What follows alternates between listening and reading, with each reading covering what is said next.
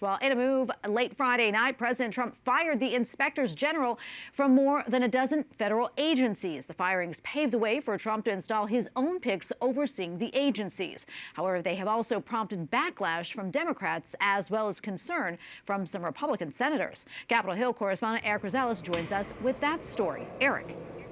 Good evening, Tracy. At least 17 inspectors general were let go, all notified by email. Now, they worked in the Defense Department, State Department, Interior, among others. But Homeland Security Secretary and the Justice Department were spared because they serve as independent watchdogs within agencies who investigate and detect fraud and waste. Several Republicans support the president's actions.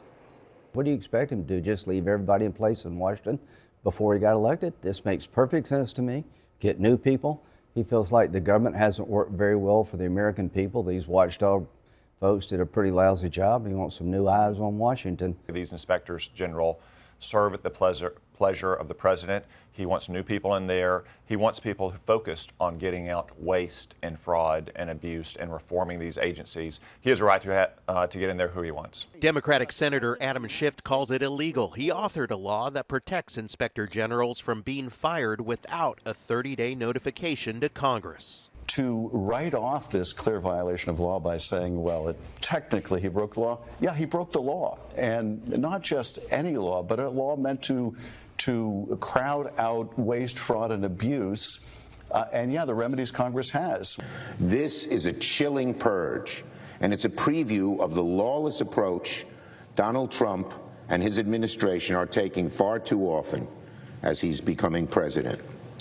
These dismissals are possibly in violation of federal law. Senator Chuck Grassley, chairman of the Judiciary Committee, said in a statement, quote, "There may be good reason the IGs were fired. We need to know that. If so, I'd like further explanation from President Trump. Regardless, the 30-day detailed notice of removal that the law demands was not provided to Congress." There was a 2-sentence email from the Director of Presidential Personnel that said, in light of changing priorities, you are, terminated from your position. Mark Greenblatt was one who got a termination email late Friday night. He worked inside the Department of Interior. He says these firings are troubling and should be sending off alarm bells for taxpayers. What will President Trump do with these positions? Is he going to nominate watchdogs or is he going to nominate lapdogs?